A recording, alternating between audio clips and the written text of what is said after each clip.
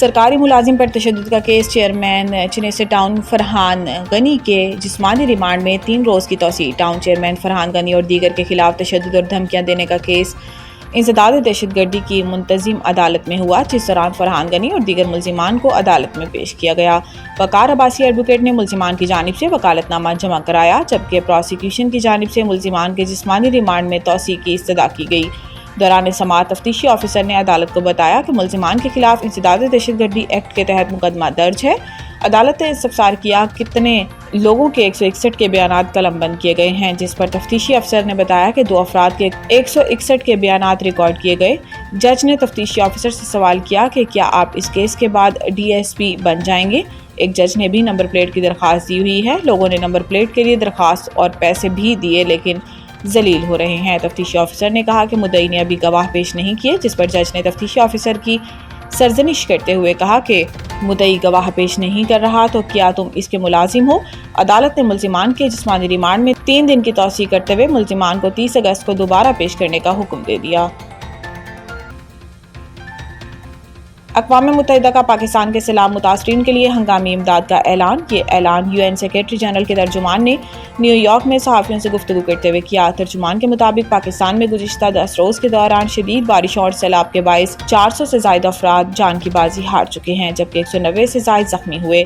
अक़वाम मुत्तहिदा ने खदशा जाहिर किया है कि 20,000 से ज़ायद अफराद बेघर हो चुके हैं और इन्हें पनाहगाहों, तिब्बी इमदाद और नकद मुआवनत की ज़रूरत है। मुतासरा इलाकों में पीने के साफ पानी, हिफ्ज़ाने सेहत के सामान और बिलखसूस ख़वातीन और बच्चियों के तहफ़्फ़ुज़ के लिए हंगामी इक़दामात निहायत ज़रूरी हैं। तर्जुमान ने मज़ीद कहा कि 26 जून से जारी मानसून बारिशों और सैलाब ने पाकिस्तान में बड़े पैमाने पर तबाही मचाई है और सूरत हाल संगीन है। मकामी हुक्काम के मुताबिक मजमूई तौर पर तबाहकुन सैलाब और लैंडस्लाइडिंग के बाइस 798 अफराद जाँ बहक और 1000 से ज़ायद अफराद ज़ख्मी हुए हैं, जिनमें ख़वातीन और बच्चे भी शामिल हैं। 1000 से ज़ायद अफराद ज़ख्मी हुए हैं, जिनमें ख़वातीन और बच्चे भी शामिल। अक़वाम मुत्तहिदा ने आलमी बरादरी पर जोर दिया कि वो पाकिस्तान के साथ यकजहती का मुजाहिरा करे और सैलाब मुतासरीन की मदद के लिए आगे बढ़े।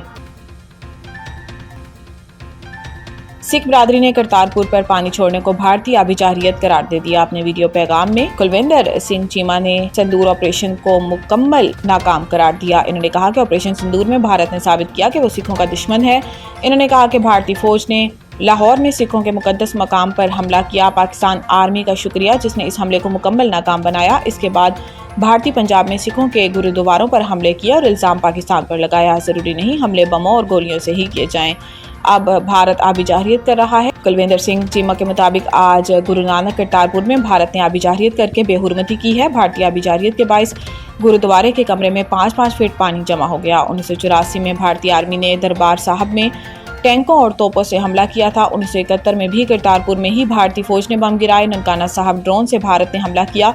इन्होंने कहा कि अब पानी के साथ सिखों के गुरुद्वारे पर हमला किया गया है। भारत को मालूम था कि इस तरफ सिखों का गुरुद्वारा है जहां जानबूझकर पानी छोड़ा गया।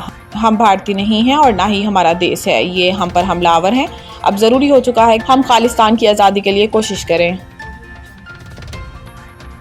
जजिस के घरों में बिजली का ब्रेकडाउन के इलेक्ट्रिक अफसरान ने अदालत में पेश होकर माजरत कर ली। शहर कायद में बारिशों के दौरान सिंध हाई कोर्ट के जजिस के घरों में बिजली की तवील बंदिश के मामले पर के इलेक्ट्रिक हुकाम अदालती नोटिस पर पेश हुए।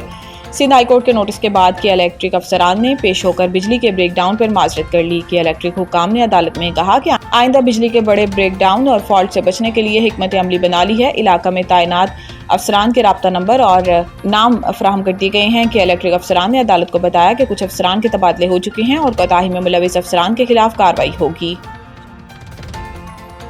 सैलाब से पंजाब में तबाही, कई बंद टूट गए, पानी अब आबादियों में दाखिल। रावी में शादरा पर पानी की सतह में मुसलसल इजाफा। भारत की जानिब से छोड़े गए पानी की वजह से दरियाए रावी में शादरा पर पानी की सतह में मुसलसल इजाफा हो रहा है। दरियाए रावी में शादरा के मकाम पर पानी का बहाव 1,83,000 क्यूसिक से जायद हो गया है, जबकि ज़िला इंतजामिया के मुताबिक आज दोपहर तक दरियाए रावी से 2 लाख क्यूसिक का रेला गुजरने का इम्कान है। दरियाए रावी की गुंजाइश 2,50,000 क्यूसिक है। रावी साइफन से 1,92,000 क्यूसिक का रेला गुजर रहा है। बहाव में मुसलसल इजाफा हो रहा है।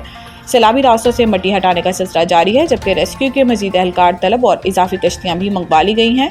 कमिश्नर लाहौर का कहना है कि रावी साइफन पर पानी का बहाव मुस्तहकम हो गया है। शादरा पर भी कुछ घंटों में पानी का बहाव मुस्तहकम होने का इम्कान है। रावी के हेड से इनखला मुकम्मल कर लिया गया है, जबकि करीबी इलाकों से इनखला जारी है। कमिश्नर गुजरावाला डिवीजन नवीद हैदर शिराजी का बताना है कि सैलाब से 7 अफराद जाँ बहक, जिसमें गुजरात से 3, समड़ियाल से 2, गुजरावाला शहर और नारोवाल में एक एक शख्स जाँ बहक हुआ। Pak Bharat Asia cup match अमारात बोर्ड ने बायकॉट के खदशात रद्द कर दिए। तफसीलात के मुताबिक भारत की मेज़बानी में एशिया कप 9 से 28 सितंबर तक मुत्तहिदा अरब अमारात में खेला जाएगा। इससे कबल पाकिस्तान टीम अफगानिस्तान और यूएई के साथ ट्रायंगुलर सीरीज में हिस्सा लेगी। एशिया कप के लिए अमारात क्रिकेट बोर्ड ने भरपूर तैयारियां जारी रखी हुई हैं। पाकिस्तान और भारत का पहला मुकाबला 14 सितंबर और मुमकिन तौर पर दूसरा 21 सितंबर को होगा।